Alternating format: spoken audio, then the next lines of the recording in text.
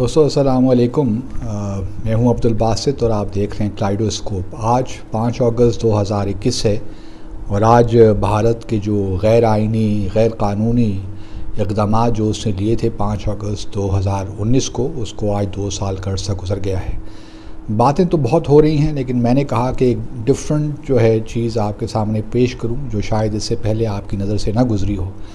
हम जब कि कहते हैं कि भारत ने ये गैर आइनी इक़दाम लिया, तो ये सिर्फ हम ही नहीं कहते, बल्कि इसमें जो मकबूजा जम्मू और कश्मीर की हाई कोर्ट है या भारत की जो सुप्रीम कोर्ट है, उनकी भी अगर आप जजमेंट्स देखें तो उससे भी यही नतीजा निकलता है। पहली बात तो ये है कि थोड़ा सा तारीख़ी पस मंज़र जान लेना ज़रूरी है। जब 26 जनवरी 1950 को भारत का जो यूनियन का आइन मंजूर हुआ या अडॉप्ट हुआ, तो फिर कॉन्स्टिट्यूएंट असम्बली, एक आइन साज असम्बली मकबूजा जम्मू और कश्मीर बनाई गई। ये 1951 की बात है। और उसके बाद ये ख्याल था कि जब ये आइन साज असम्बली जो मकबूजा जम्मू और कश्मीर की है अपना काम पूरा कर लेगी, तो ये फिर यूनियन को रिकमेंड करेगी कि जो आर्टिकल 370 है उसको ख़त्म कर दिया जाए।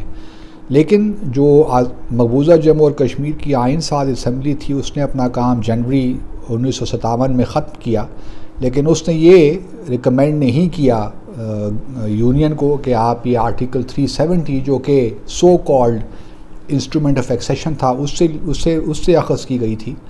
तो कि उसको आप ख़त्म कर दें। तो इस वजह से उसको एक परमानेंट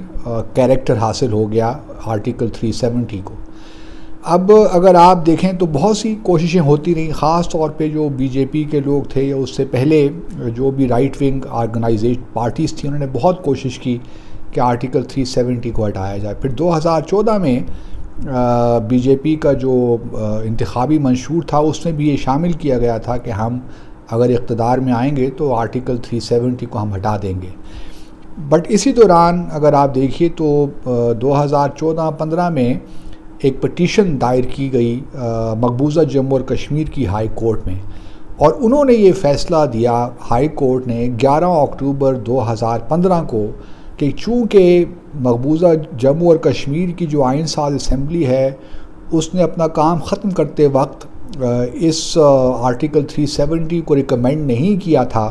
कि इसको आप ख़त्म करें, तो अब इसकी हैसियत एक परमानेंट मुस्तकिल सी हो गई है। और अगर इसको आप छेड़ सकते हैं तो तभी इसको अमेंड किया जा सकता है या इसको ख़त्म किया जा सकता है। उसी तौर किया जा सकता है कि अगर जम्मू और कश्मीर की आइन साज असम्बली इसको रिकमेंड करे प्रेसिडेंट को या यूनियन को, और फिर पार्लियामेंट जो है वो इसको कर सकती है। इसके अलावा और कोई चारा नहीं है। सदर भी ये काम जो है नहीं कर सकता भारत का। उसके बाद फिर जब हाई कोर्ट मकबूजा जम्मू और कश्मीर की हाई कोर्ट से ये डिसअपॉइंटमेंट हुई, तो फिर एक और पिटीशन दायर की गई इंडियन सुप्रीम कोर्ट में, इस ख्याल से कि शायद वहाँ पे इनकी सुनवाई हो जाए और आर्टिकल 370 को ख़त्म कर दिया जाए। लेकिन आर्टिकल जो इंडियन सुप्रीम कोर्ट है उसने भी फिर शायद 4 अप्रैल 2018 को, ये मैं बात कर रहा हूँ 4 अप्रैल 2018 की, उसने भी अपनी जजमेंट में यही कहा कि अब जो आर्टिकल 370 है ये एक परमानेंट हो गई है,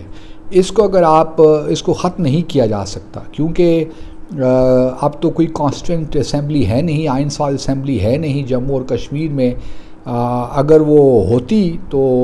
इसको वो रिकमेंड कर सकती थी, लेकिन अब सदर के पास भी इख्तियारात नहीं हैं कि वो आर्टिकल 370 को या आर्टिकल 35A को ख़त्म करे। तो ये बात बिल्कुल कानूनी एतबार से बिल्कुल वाज़ेह है कि भारत ने जो उसकी हुकूमत ने इक़दामात लिए 5 अगस्त 2019 को, बिल्कुल उसका आइन से कानून से सिरे से कोई ताल्लुक़ ही नहीं है, और ये सारा ज़बरदस्ती का मामला हुआ है। अब देखिए बदकिस्मती क्या है कि इस वक्त भारत की सुप्रीम कोर्ट में तकरीबन 23 पटिशन्स पड़ी हैं और 2 साल होने को आ गए हैं, अभी तक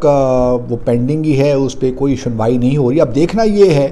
कि आया भारत की सुप्रीम कोर्ट अपने पहले फ़ैसले के ख़िलाफ़ देती है और जो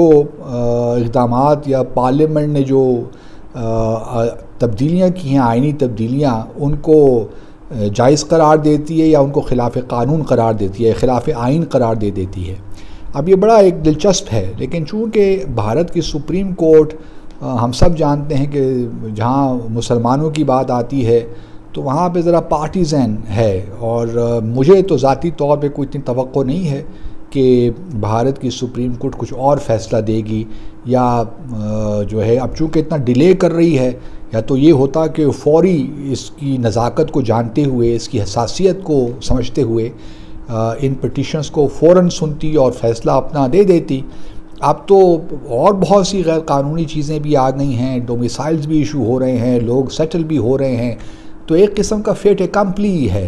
अब अगर भारत की सुप्रीम कोर्ट 10 साल के बाद इन कवानीन को अगर कर भी देती है, पहले तो करेगी नहीं, लेकिन अगर कर भी देती है तो फिर वो कहेंगे जी अब ज़मीनी हक़ाइक़ तब्दील हो गए, लिहाजा अब कुछ नहीं हो सकता, तो वो उनकी जजमेंट इन एनी केस बेमानी हो जाएगी। तो मैं ये चाहता था कि आपके सामने कम से कम मकबूजा जम्मू और कश्मीर की जो हाई कोर्ट है और भारत की जो सुप्रीम कोर्ट के जो फ़ैसले हैं 2015 के और 2018 के, वो आपके सामने भी ले आऊँ, क्योंकि और यकीनन भारत ने अक़वाम मुत्तहिदा की करारदादों के ख़िलाफ़ काम किया, बल्कि शिमला एग्रीमेंट जो 1972 का था पाकिस्तान और भारत के दरमियान, उसके ख़िलाफ़ भी काम किया। तो वो तो अपनी जगह बातें बिल्कुल दुरुस्त हैं, लेकिन ये भी हमें सामने रखना चाहिए कि भारत की पार्लियामेंट ने, भारत की हुकूमत ने अपनी ही सुप्रीम कोर्ट के जो जजमेंट्स हैं उनके ख़िलाफ़ भी इक़दामात किए। अब वो उन जजमेंट के होते हुए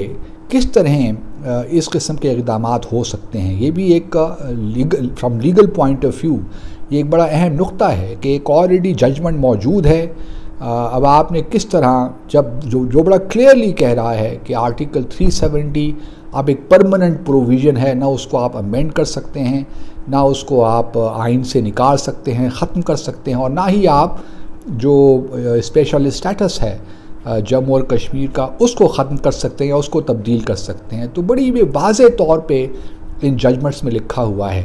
तो अब भारत जो है ऑब्वियसली हठधर्मी तो कर ही रहा है, लेकिन जहाँ तक हमारा ताल्लुक़ है, मैं समझता हूँ कि हमें इन तमाम चीज़ों को सामने रखना चाहिए और अपना केस बनाना चाहिए। लेकिन